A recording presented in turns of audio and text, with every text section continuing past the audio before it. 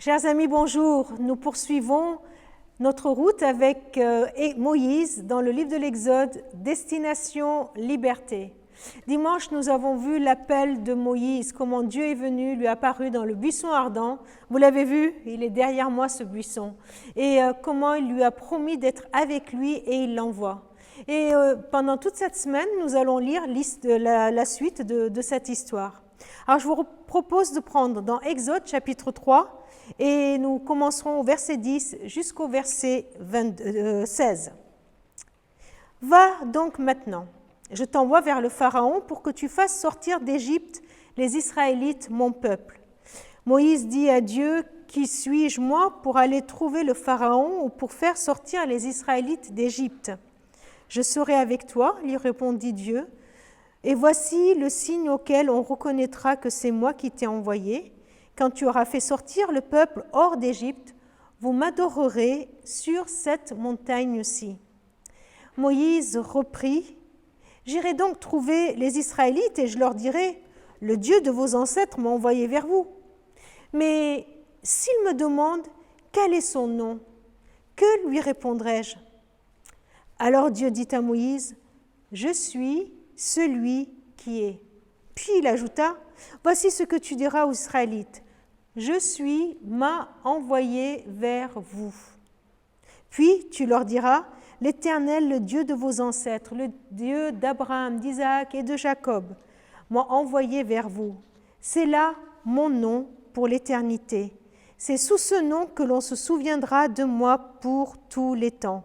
Va donc, réunis les responsables d'Israël et dis-leur, l'Éternel, le Dieu de vos ancêtres, le Dieu d'Abraham, d'Isaac et de Jacob, m'est apparu et m'a dit, « Je suis décidé à intervenir en votre faveur, car j'ai vu quel traitement on vous inflige en Égypte. » La première objection que fait Moïse, c'est la suivante. Si on me dit comment tu t'appelles, qu'est-ce que je vais leur répondre ?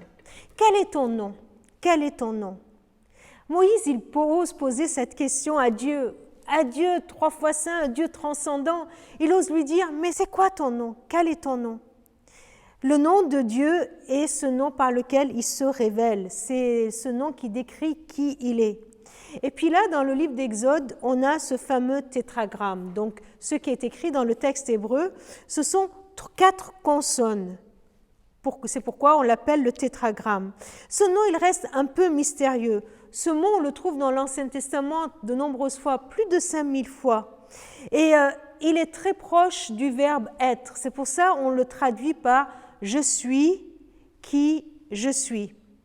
La tradition juive voulait que quand on avait ce mot dans le texte de l'Ancien Testament et qu'on voulait le lire, eh bien on ne le prononçait pas, par respect pour Dieu, pour ne pas prendre le nom de Dieu en vain à notre bouche. Donc ils ne le prononçaient pas parce que c'est le nom de Dieu. Alors, quand on voyait ce mot, on disait Adonai, qui veut dire Seigneur, ou alors Hachem, ça veut dire le nom. Pourquoi connaître le nom de Dieu ? Eh bien, pour répondre à son appel, je dois savoir au nom de qui je vais. Il est celui qui est, c'est-à-dire qu'il est le principe de la vie, il est le transcendant, il est l'éternel. Et dans la Bible, nous voyons Dieu qui se révèle et qui nous dit qui il est de maintes façons. Allez, c'est quoi le nom de Dieu pour vous ? Le Dieu vivant, le Dieu très haut, le tout-puissant, l'unique vrai Dieu, le Dieu juge, le Dieu roi, Dieu avec nous, éternel, compatissant, miséricordieux, Raphaël, Dieu guérit, Dieu pourvoit, Dieu entend, Dieu qui voit. Voilà les nombreux noms de Dieu dans la Bible. On peut connaître Dieu parce qu'il se révèle. Ce texte m'encourage moi aussi à mieux apprendre à connaître Dieu. Il nous encourage à nous approcher de Dieu pour mieux le connaître, pour pouvoir mieux parler de lui. Et je peux le connaître. Christ me révèle qui est Dieu. C'est Christ, Jésus-Christ, qui me révèle exactement qui est Dieu. Christ, il est prêt à intervenir, il est intervenu pour nous sauver, comme ce Dieu qui se révèle à Moïse. Et la Bible nous dit qu'en son nom, qu'au nom de Jésus, nous avons la victoire, et qu'il n'y a pas de nom plus grand que son nom. alors ce nom de Jésus, qui est le Messie, le victorieux, le Tout-Puissant, c'est ce nom-là que nous avons à connaître, à porter et annoncer. Je vous invite à prier. Seigneur, je veux te connaître toujours plus. Je veux vraiment savoir qui tu es, pour mieux t'annoncer, pour mieux témoigner de toi. Je te prie pour tous ceux qui écoutent cette méditation et j'ose te demander de te révéler à nous d'une façon toute personnelle, particulière, et de nous révéler un aspect de toi, une part de ton nom, pour ta gloire. Amen. Je vous souhaite une très bonne journée. Je vous donne rendez-vous demain pour la suite.